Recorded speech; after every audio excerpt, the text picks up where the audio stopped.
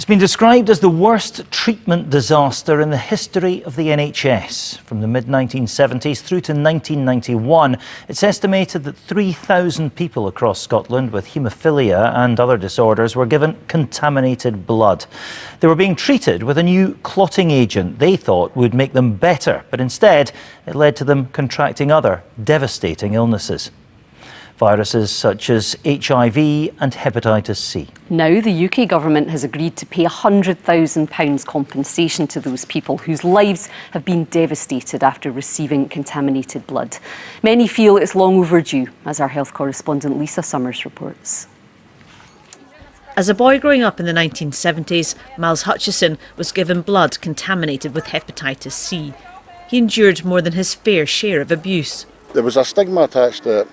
And I used to get graffiti written on the walls where I lived with people saying I was horrible things. His mental and physical health have had many ups and downs as he struggled with his illness. He was unable to keep his job. I loved working, I really did. And when I had to stop working, it was so depressing and debilitating on top of what was already going on. It took away simple things in life, but it also took away stability. Myles was treated for haemophilia at Edinburgh Royal Infirmary. 40 years on, and he's now one of around 4,000 people in the UK who receive compensation for what happened. Money can't quantify the suffering. I know if I was paid in tears, I'd be a billionaire. Families of those affected, some the parents of young boys who developed AIDS, and others who contracted long-term illnesses, gave evidence to the public inquiry into what happened. It started almost 4 years ago. Campaigners have always questioned what was known about the risks and to what extent it was covered up. Julia Gordon-Smith painted this to remember her father Peter. This was the very last touch that I had with my dad. He died just before the public inquiry began. Her family will not yet receive compensation, as children, parents and siblings are not included in the payouts. Her sisters gave up work to care for their dad.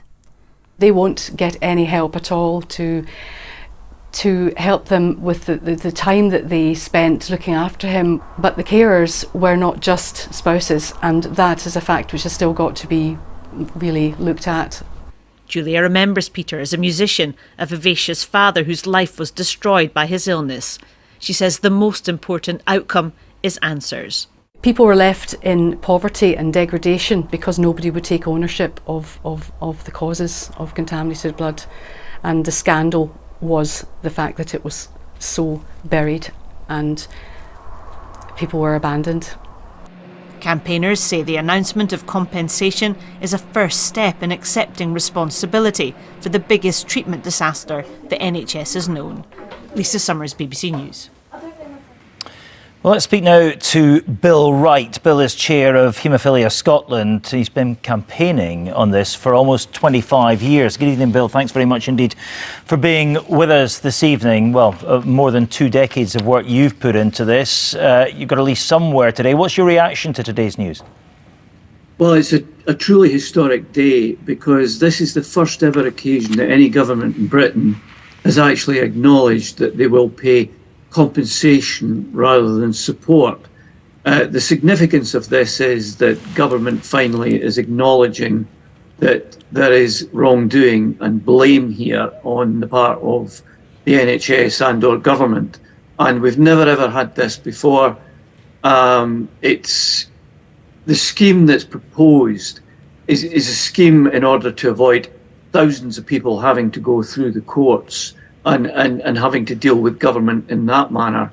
And it's actually, there's a proposal to set up a fast-track scheme in order that individuals can get what they're due. Yeah, I mean, I know this isn't all about money. Recognition is vitally important here for a lot of people too, but you know, and there are very complex calculations that are used to come up with these sums. But it just strikes me that given how much money some people get in compensation for some things these days, £100,000 doesn't sound like much given what a lot of these people have been through. Are the people that you're in touch with in your campaign satisfied with the sum? How do you ever put a price on a life? Well, quite. I think the point to emphasise here is that this is an interim payment, which comes as a result of a study conducted on behalf of government by Sir Robert Francis. And in his recommendations back to government, Sir Robert Francis does recommend a scheme which would really provide for much, much larger sums. And if you compare some of the sums in Ireland, there will be, some people who will be getting several hundreds of thousands of pounds eventually, we hope. And also not only that, but in recommendation 5, the people involved will not just simply be those who remain alive and infected, or indeed their bereaved partners, but wider families, sons and daughters who've lost fathers, mothers and fathers who've lost sons and daughters through these infections.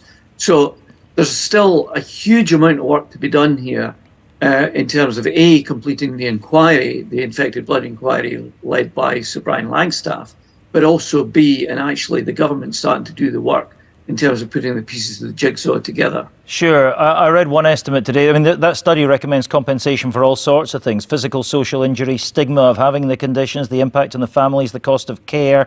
And as you say, they recommend it should go to partners, to children, to siblings, to parents. It could run into £1 billion. It's a lot of money. But of course, for some people, it's far too late. Some people died long ago because of this, right?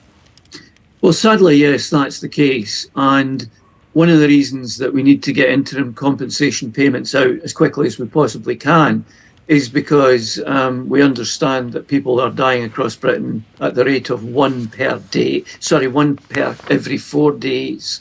And therefore, for those people who unfortunately are at the end of their lives as a consequence of all of this, it will be some comfort that they'll be able to get this money to pass on as they feel appropriate. Because, of course, not everyone involved has partners. Indeed. Well, that comfort at least is something, I suppose. Bill Wright, Chair of Haemophilia Scotland, thank you very much indeed for joining us on The Nine this evening.